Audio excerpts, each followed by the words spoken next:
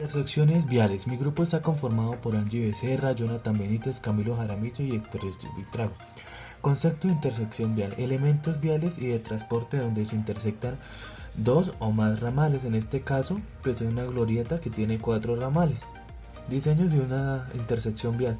Pues como se puede ver en la imagen, es una intersección vial a nivel. Pues se tiene diferentes factores para el diseño de una intersección.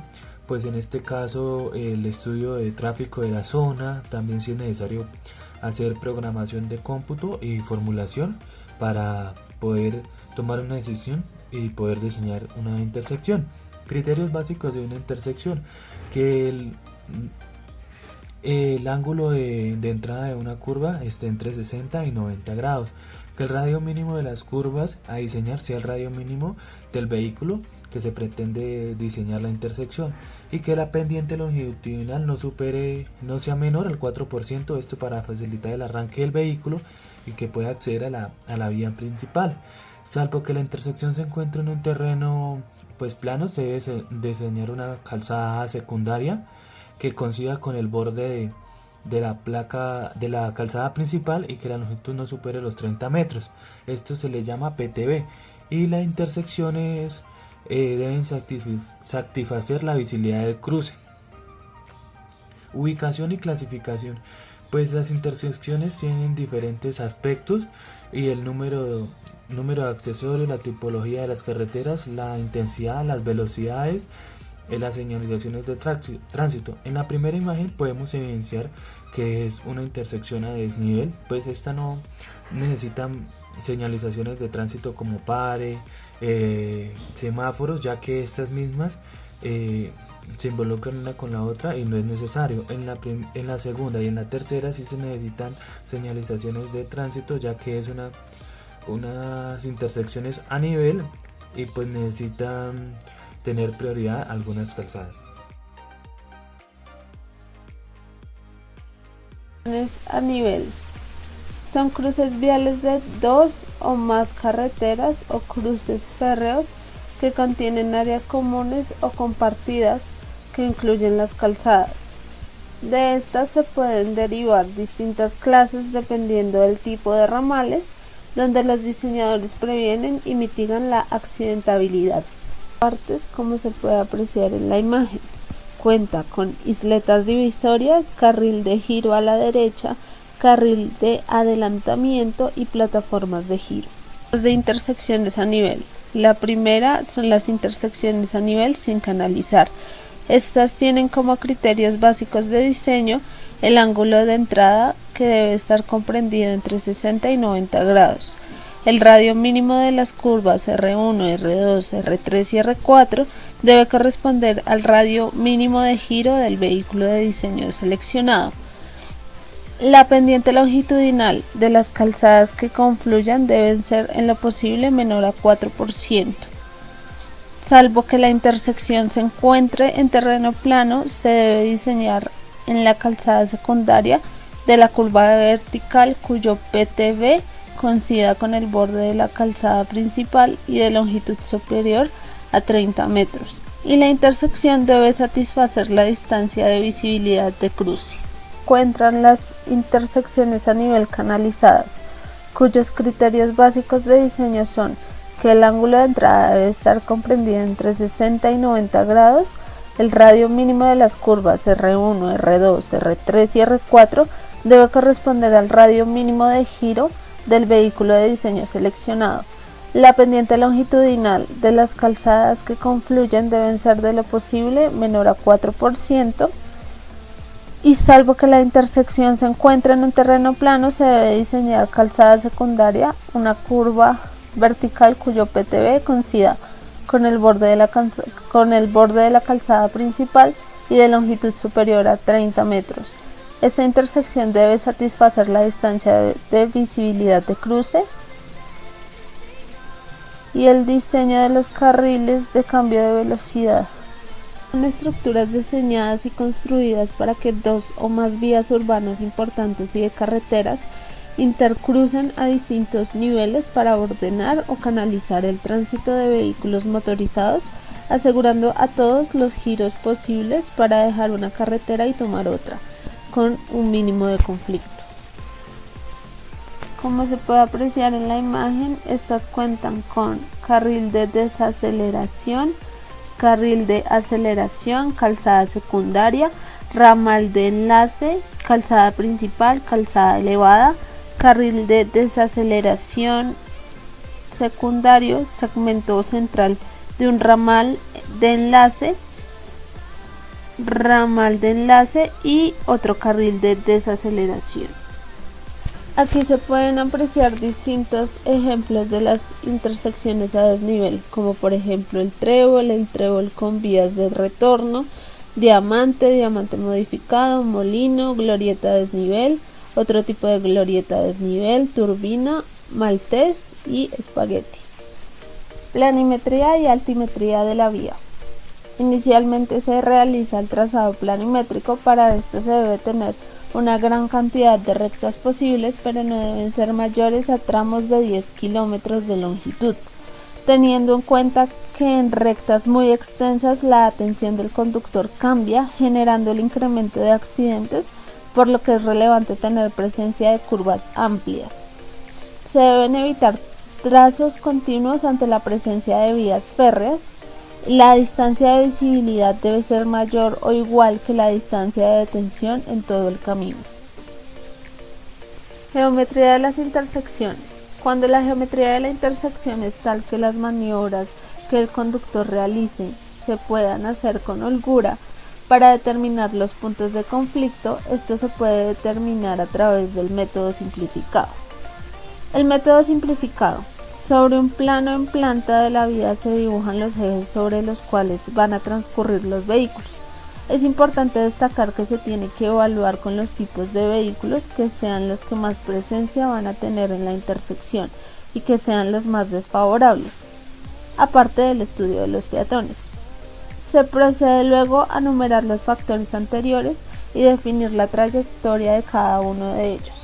De esta manera se puede definir los puntos de conflicto en la intersección cada vez que estos factores se encuentran. En la imagen se pueden apreciar los distintos factores que se deben tener en cuenta al realizar este estudio, como el conflicto primario entre los vehículos, el conflicto primario entre vehículos y peatones, el conflicto secundario entre vehículos y peatones, la confluencia de trayectorias y la divergencia de trayectorias. Yo les voy a hablar sobre la capacidad de las intersecciones señaladas. La capacidad de una intersección señalada está por un grupo de carriles y se define como la tasa máxima de flujo que puede cruzar la intersección por cada grupo de carriles. Se considera de acuerdo con las condiciones con las que el tránsito está en la vía y las señalizaciones. ¿Cómo se calcula? La capacidad se da en vehículos por hora, pero se basa en el flujo durante un periodo pico de 15 minutos. No se considera la capacidad de las intersecciones. En lugar de ello, se enfatiza en el suministro de las instalaciones adecuadas para los movimientos principales en las intersecciones. Ok, ahora vamos a hablar sobre cómo controlar la capacidad. El control puede llegarse mediante el uso de semáforos, letreros o marcas que regulen, guíen, adviertan y canalicen el tránsito, o todo a la vez. Entre más compleja sea el área de maniobra, es mayor la necesidad de un sistema de control de tránsito apropiadamente diseñado, como lo podemos evidenciar en las siguientes ilustraciones. Ahora vamos a hablar sobre el conteo de intersecciones. Este conteo se realiza para determinar clasificaciones de vehículos mediante los movimientos y los movimientos de dar vuelta en las intersecciones. Estos datos son útiles para la determinación de longitudes de fase y tiempos de ciclo en las intersecciones señaladas, en el diseño de canalizaciones en las intersecciones y en el diseño general de mejoras en las intersecciones.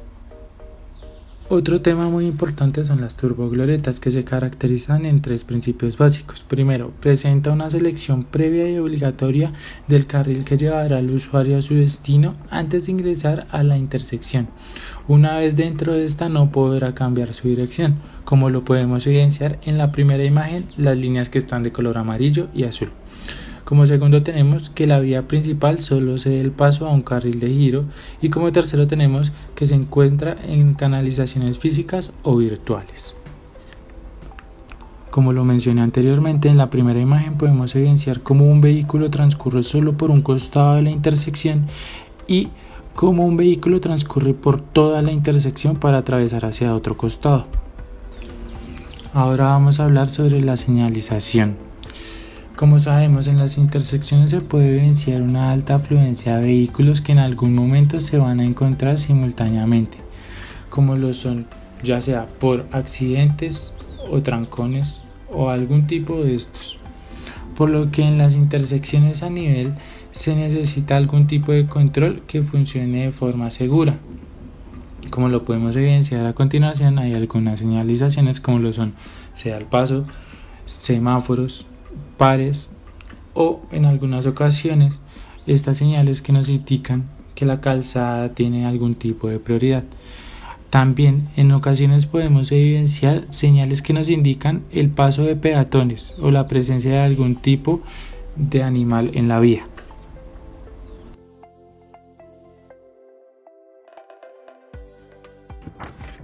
Estos dispositivos eléctricos tienen como función ordenar y regular el tránsito de los vehículos y peatones en la calle por medio de luces, generalmente de color rojo, amarillo y verde. En nuestro medio, las luces de los semáforos se presentan de la siguiente manera. Rojo fijo. Detiene a los conductores antes de la línea de parada. Los peatones no deberán cruzar la calzada a menos que algún semáforo les dé la indicación. Amarillo fijo. Advierte a los conductores de los vehículos que la luz roja se va a encender y que el flujo vehicular debe detenerse. De igual manera, avisa a los peatones que no disponen del tiempo suficiente para cruzar. Sirve para despejar el tránsito en una intersección e evitar frenadas bruscas. Verde fijo. Indica que los conductores pueden seguir de frente o dar vuelta a la derecha o a la izquierda a menos que una señal prohiba estas vueltas. Rojo intermitente. Indica que los conductores de los vehículos harán un alto obligatorio y se detendrán antes de la línea de parada antes de seguir. Amarillo intermitente. Los conductores de los vehículos realizarán el cruce con precaución. Se emplea en la calle que tiene la preferencia. A través de la operación de los semáforos, el uso de las intersecciones es compartida entre los usuarios. La intersección y los semáforos deben ser diseñados de tal manera que la operación sea segura, eficiente y justa con todos los usuarios de las vías. Las intersecciones son básicamente el cruce de dos o más caminos, por lo que son puntos de conflicto entre los vehículos que las cruzan. La capacidad de las intersecciones controla la capacidad de las calles que se intersecan en estas. Por esto es importante maximizar su seguridad y capacidad. Tipos de intersecciones. Las intersecciones, según su forma, se pueden dividir básicamente en intersecciones en T, intersecciones en Y, intersecciones en cruz, escalonadas, distancia en caminata. Las intersecciones escogidas tienen distancias. Además, se les puede clasificar de la siguiente manera: sin control, con control de prioridad, redondeles, controladas por semáforos, a desnivel.